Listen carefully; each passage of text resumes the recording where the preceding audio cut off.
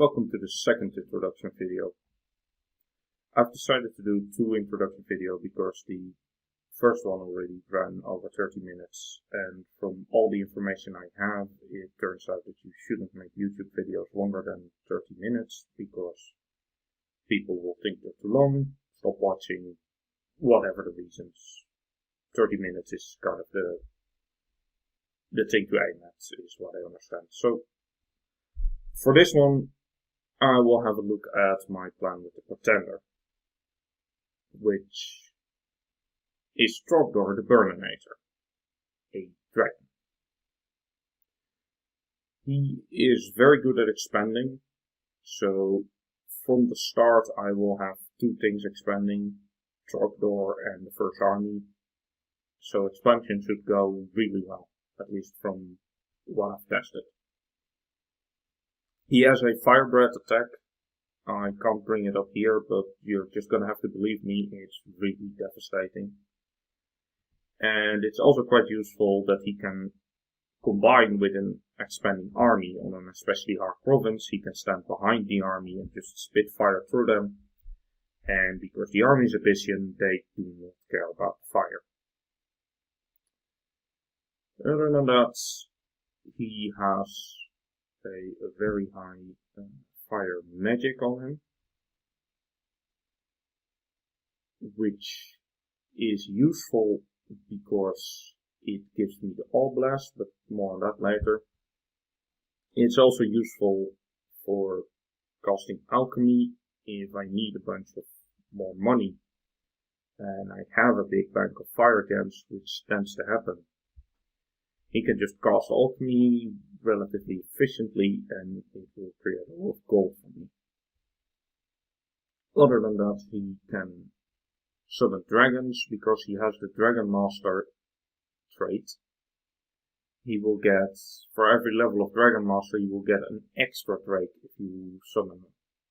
So, Trogdor is quite useful because of his fire breath, but he can only be in one place at once. However, the smaller drakes he can summon, you can just send out everywhere. And because of the level of Dragon Master he has, the summon drake summons two of them instead of one. And with the Dragon Staff that's available at Construction 6, he will summon 3 drakes. And 3 drakes for 6 fire gems is 2 fire gems and 1 turn of Trogdor per. So, yeah, 2 fire gems and 1/3 of a turn, basically, per drake, which is quite affordable. And these drakes can basically fix the problem of not having ranged units, because the fire breath is a ranged area of effective attack. So, first line, Abyssian heavy infantry, second line, drakes. With possibly some humans, but I'll demonstrate that when we get that far. So the Dragon Lord ability is also quite useful. Other than that, he is flying, so he can show up wherever you want him to be. Now, in his dragon form, all of his magic paths will be 1 lower, so this is actually Fire 6 and Death 4. But he can shapeshift into a Warlock where he does have Death 4. And he has Fire 6, so that will make his alchemizing more efficient. It will give him more access to death spells. So later on, after he's done expanding, I retreat him to a fort, put him in Warlock shape, and have him cast and craft and do stuff like that. Another reason to do that is that you really do not want Trogdor to die, because then the awe effect goes away from the sacred roots. And the awe effect, especially during expansion, but even after expansion, is quite useful. His death, as I said, allows him to search and summon and forge. And also, because I'm playing a Blood Nation, I will have enough Blood Slaves available to empower Trogdor in Blood, which means when I have Blood 7 researched, he will be able to summon vampires. and the vampires are basically an exponential thing because vampires can blood hunt and vampires can summon more vampires. So if you need a late game, you can just turn your entire nation into vampires. Not that I'm really playing this for a late game, because, well, we'll get to that. So there's the All Blast. The All Blast is, well, it prevents enemies from striking you. They have to do a morale check, and otherwise they just don't strike you. This keeps Trogdor alive against independents, especially barbarians, because barbarians have bad morale. It also keeps the sacred troops alive, because they don't have a good defense. They do have good armor, but they don't have a good defense skill. Neither does Trogdor, by the way. But yeah, with the all, their survival chances are a lot better.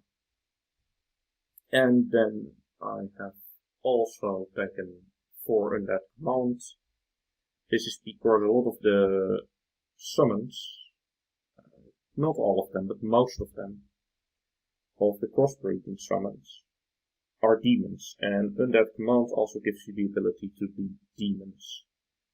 So you take it 4 times, and then any sacred commander, so any indie priest, whatever, has the ability to lead 80 demons, which is quite useful.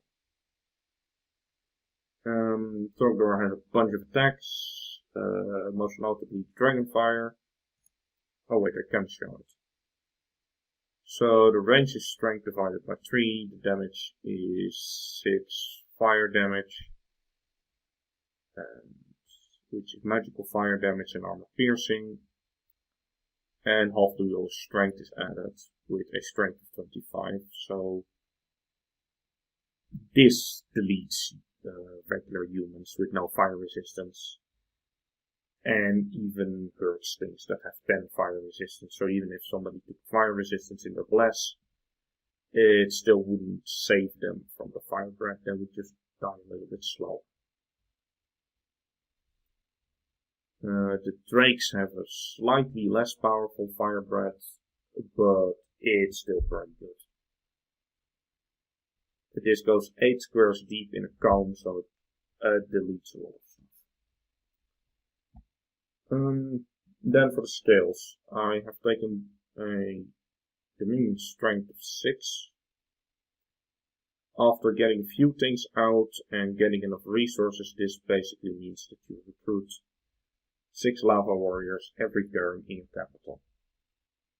Which, because the lava warriors are quite survivable, is enough to build up a decent army of lava warriors.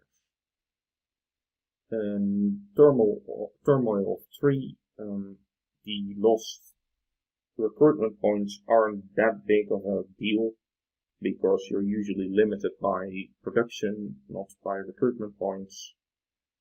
And later on, I'll be relying on summons anyway, so recruitment points isn't a big deal. The lost money is slightly problematic, but not that much. And the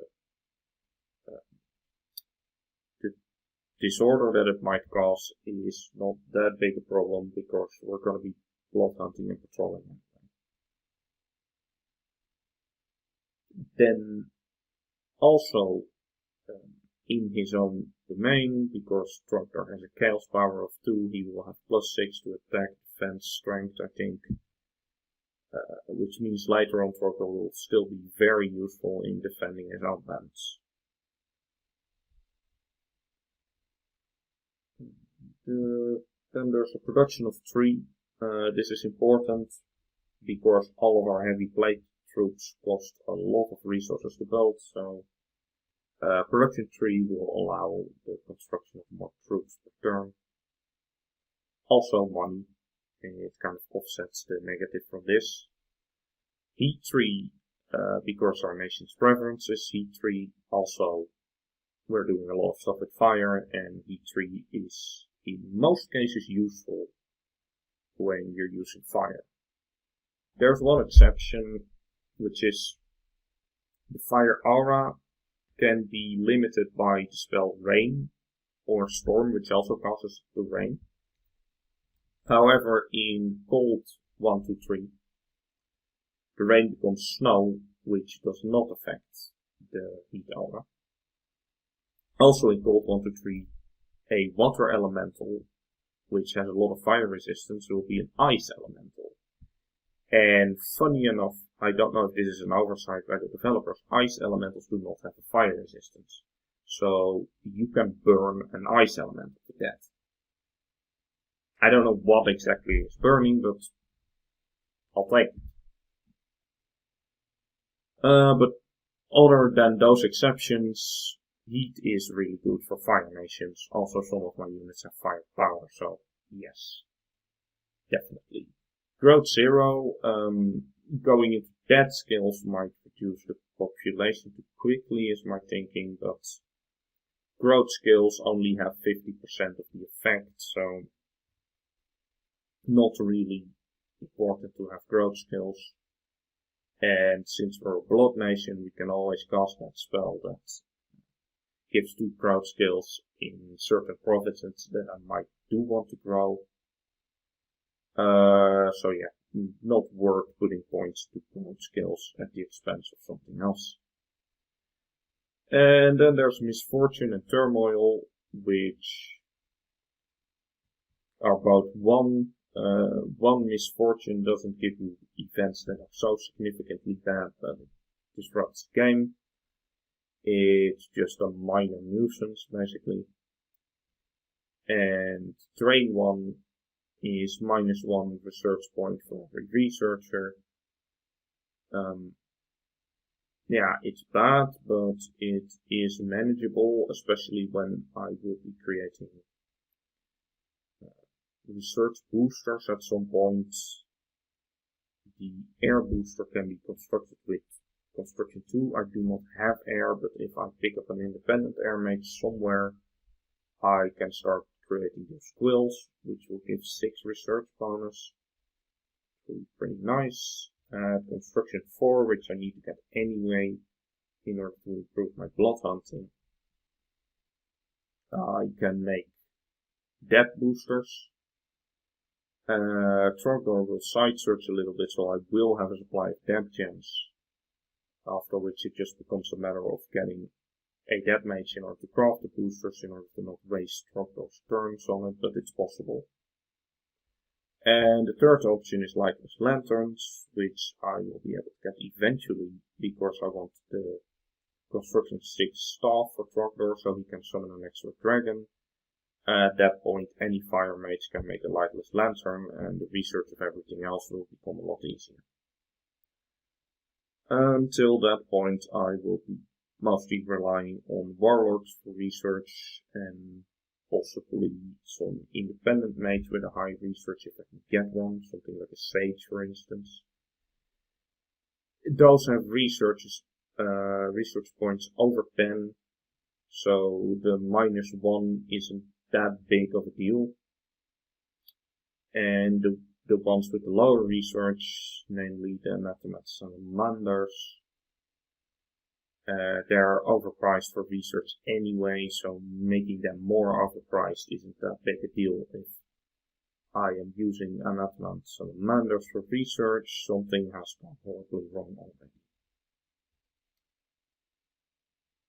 So that's the thinking behind the skills.